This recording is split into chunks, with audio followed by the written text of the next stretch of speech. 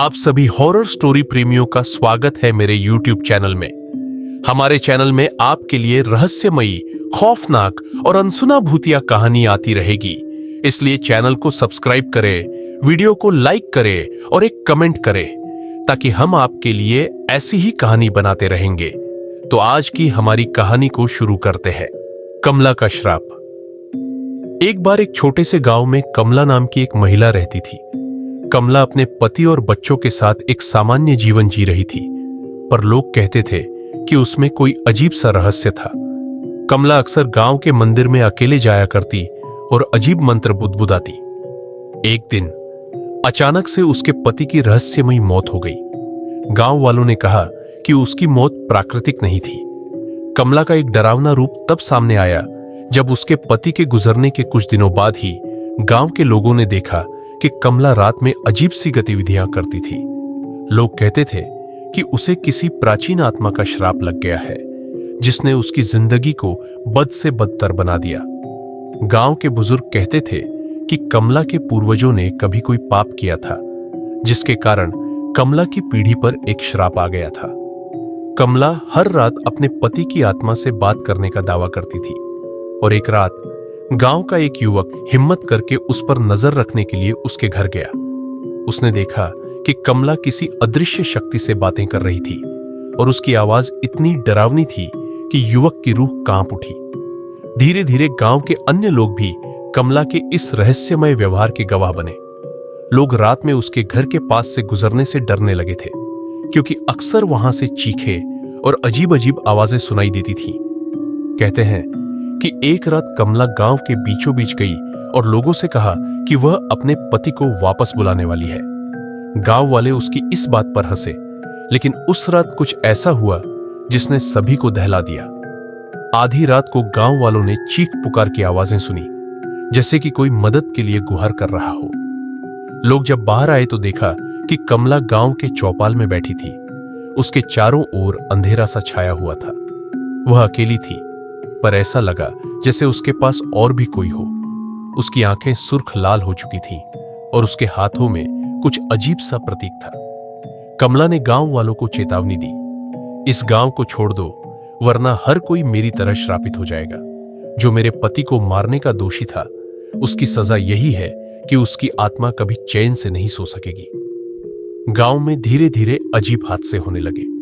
लोग कहते थे कि कमला का श्राप अब उस गांव के हर व्यक्ति पर था। गांव वाले डर से अपना सब कुछ छोड़कर भागने लगे। पर एक बात जो हर कोई मानता है, वह यह कि कमला की आत्मा अभी भी उस गांव में भटक रही है। कहते हैं कि अगर कोई उस गांव के मंदिर के पास रात में जाए तो उसे कमला की डरावनी परछाई दिखाई देती है।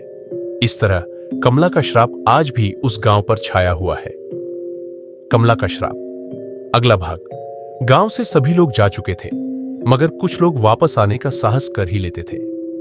यह लोग सुनते थे कि कमला की आत्मा अब भी वहां भटक रही है, लेकिन यह जानने की हिम्मत किसी में नहीं थी कि वह किस रूप में मौजूद है। कहानी तब शुरू होती है जब रवि नाम का एक युवक गांव लौटता है। वह इस गांव का मूल निवासी था और कमला की कहानियों को बचपन से सुनता आया था। वह इसे सिर्फ अफवाह मानता था और गांव में अपनी पुश्तैनी जमीन को देखने के लिए वापस आया। परंतु जैसे ही उसने गांव के बाहर कदम रखा, हवा में अजीब सी ठंडक महसूस हुई। रास्ते में कुछ पुराने लोग उसे देखते ही कांप गए और बोले, तू यहां मत आ, ये जगह अब बर्बाद हो चुकी है। रवि हंसते हुए बोला, अरे बाऊजी, ये सब कहानियां हैं, बस आप लोग डरते हैं, इसलिए ऐसी बातें बनाते हैं। पर जैसे जैसे रवि गांव के भीतर बढ़ता गया, उसके कदम धीमे होने लगे। उसके चारों ओर वीराना और सन्नाटा था। सिर्फ सूखे पत्तों की सरसराहट सुनाई दे रही थी। अचानक रात को रवि के घर की खिड़की पर एक आहट हुई।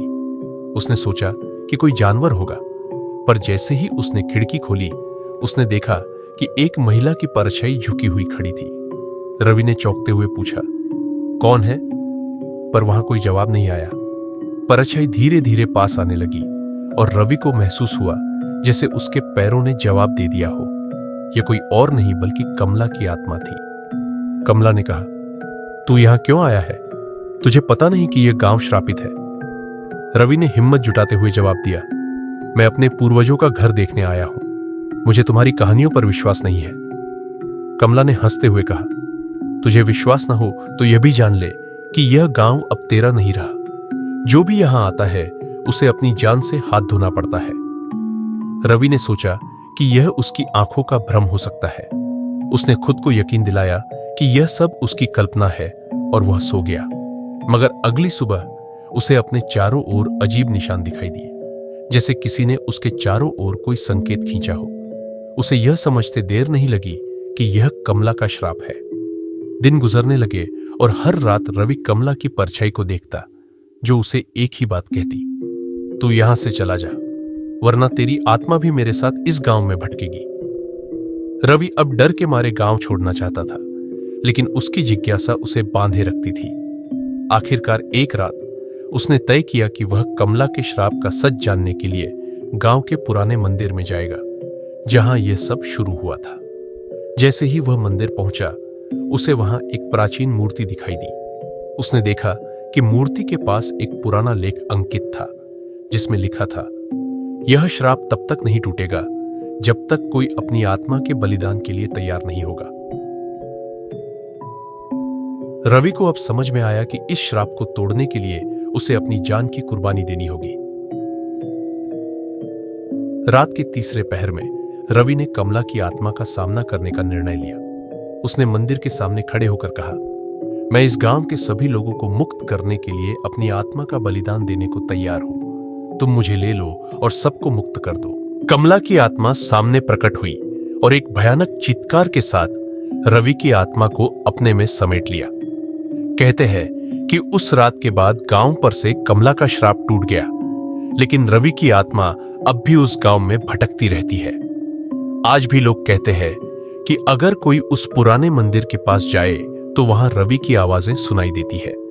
कुछ महीनों के बाद रवि के गायब होने की बात उसके परिवार और दोस्तों को पता चली। परिवार के कुछ लोग रवि को ढूंढने गांव आए। वे गांव में जहां तहां जाकर लोगों से पूछताछ करने लगे, लेकिन हर किसी के चेहरे पर अजीब सा डर था। कोई खुलकर कुछ बताना नहीं चाहता था। एक बुजुर्ग ने चुपके से उन्हें कहा, तुम्हारा रवि अब इस दुनिया में नहीं है, वह कमला के श्राप का शिकार हो गया। रवि के बड़े भाई राजू इन बातों को अंधविश्वास मानते थे। उन्होंने ठान लिया कि वह रवि का पता लगाकर ही रहेंगे।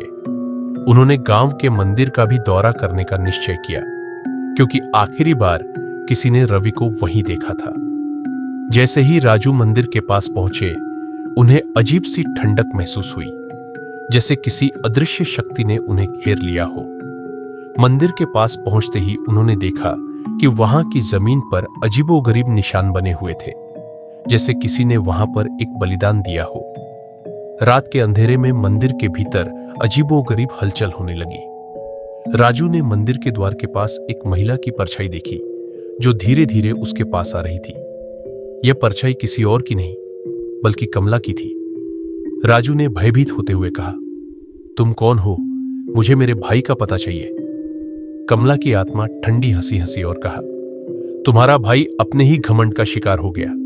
उसे यहां सब कुछ छोड़कर जाना चाहिए था, लेकिन उसने श्राप को चुनौती दी और अब उसकी आत्मा इस मंदिर में कैद हो गई है। अगर तुम भी यहां ज्यादा रुके तो तुम्हारी आत्मा भी इसी मंदिर में भटकती रहेगी। राजू को अब समझ आया कि उसकी जिद्द और रवि की जिज्ञासा ने ही दोनों भाइयों को श्राप की जद में ला खड़ा किया।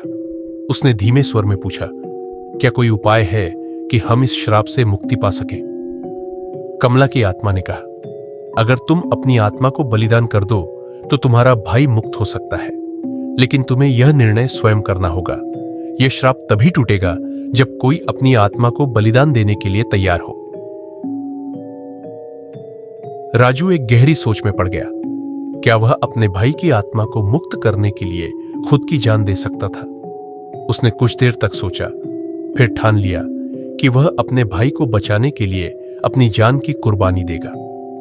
उसने मंदिर के भीतर जाकर कमला की आत्मा को आवाज दी और कहा, मैं अपना बलिदान देने के लिए तैयार हूं, मेरे भाई को मुक्त कर दो। कमला की आत्मा ने एक भयानक चीख के साथ उसे अपने अंदर समा लिया। उसी समय मंदिर की घंटियां अपने आप बजने लगी। जैसे किसी आत्मा का उद्धार हो गया हो। राजू की बलिदान के बाद मंदिर में एक अजीब सी शांति फैल गई। गांव के लोग कहते हैं कि उसी रात के बाद से कमला की आत्मा और रवि की चीखें कभी सुनाई नहीं दी। ऐसा प्रतीत हुआ जैसे वह श्राप खत्म हो चुका हो। अब गांव फिर से बसा, लोग लौटने लगे।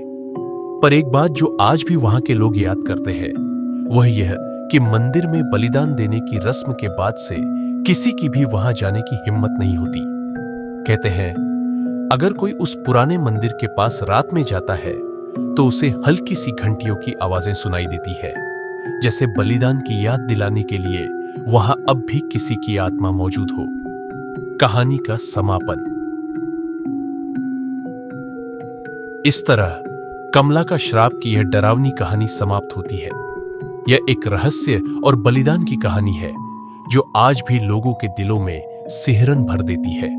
अगर आपको ये कहानी पसंद आई तो इसे लाइक करें, शेयर करें और चैनल को सब्सक्राइब करना न भूलें। अगली बार हम लेकर आएंगे एक और खौफनाक कहानी जो आपके रोंगटे खड़े कर देगी। क्या आप तैयार हैं अगली डरावनी रात के लिए?